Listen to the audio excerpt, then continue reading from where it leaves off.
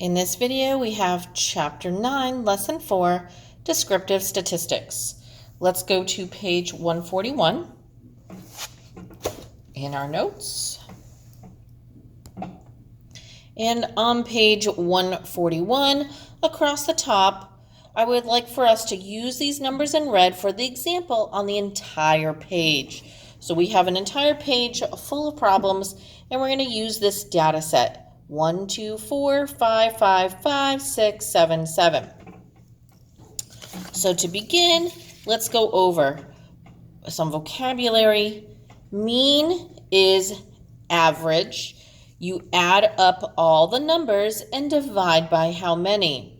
So if I add all those numbers in red, I get 42 divided by the 9 numbers that you see in the data set, and we get rounded approximately 4.7. So the mean of the data set is 4.7. The median, you would have to first order from least to greatest, and then you find the number in the middle. If there are 2 numbers in the middle, you would find the mean of those 2 numbers in the middle. In other words, add and divide by 2. So here we already have our numbers from least to greatest, and you can count inwards from both sides. I have a single number in the middle, and that's 5. So 5 is the median. The mode is the number that appears the most often, and we can see here that 5 is the mode. You can have no mode, where every number is represented the same number of times, and you can also have more than one mode. The range. To find the range, you subtract, because the range is how spread out the numbers are.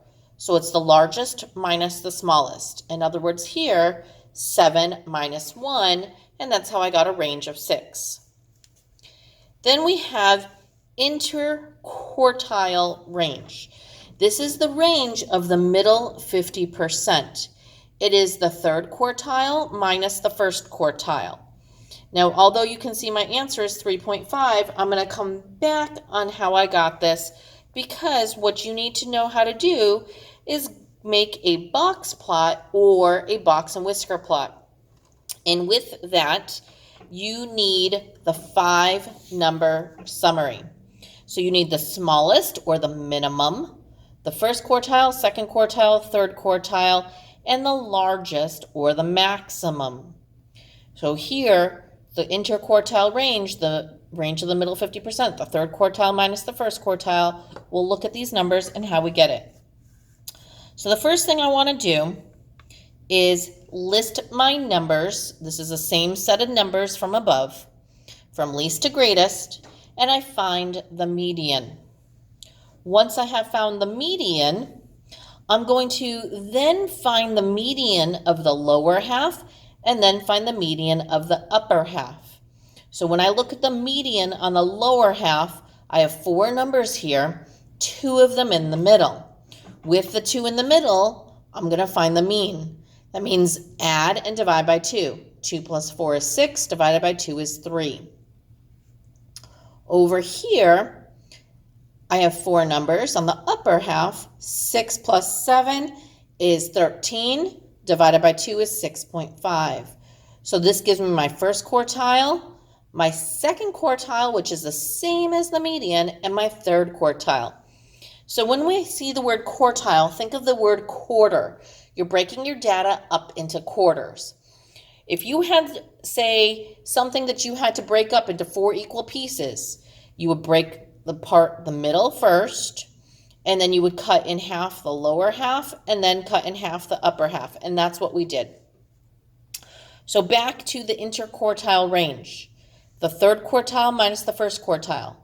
I have 6.5 minus 3 gives me 3.5. This is the range, how spread out the middle half is. We can create a box and whisker plot or box plot based on this 5-number summary. So I color coordinated just so that you could see what I was talking about.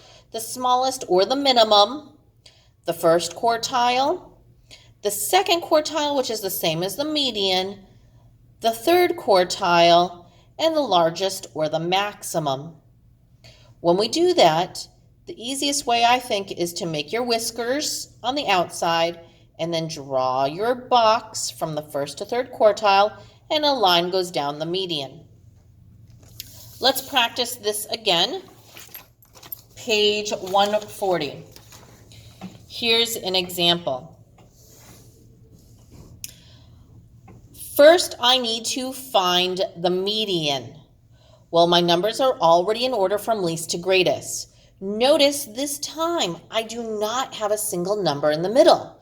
Instead, I have two numbers in the middle.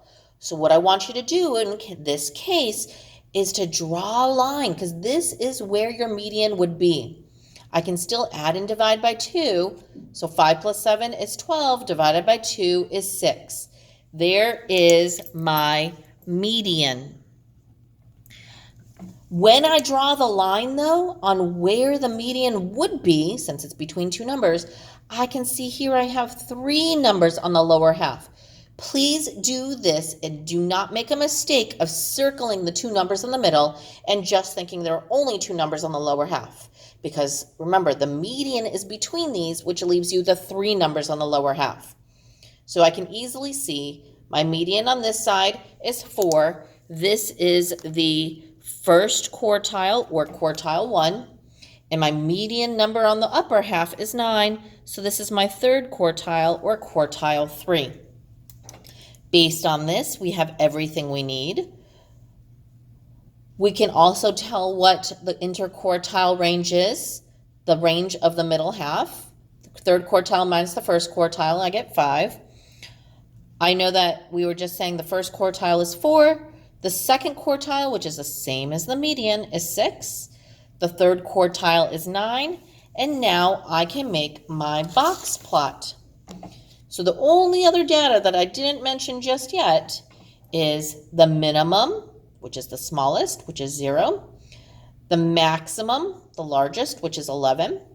And I put a dot on quartile 1, the median, and third quartile. Draw whiskers going out, make a box around from quartile 1 to quartile 3, and a line down the median. So now you might notice these halves of the box are not split evenly.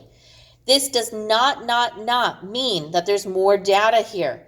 It just means that it's more spread out. Take a look with me. Between the first quartile and median is from 4 to 6. That's only 2 away. From the median to the third quartile is from 6 to 9. That's 3 away. So I understand, even though it looks wider, it just means the data is more spread out. There is still 25%, 25%, 25%, and 25% of the data because they're broken into quartiles.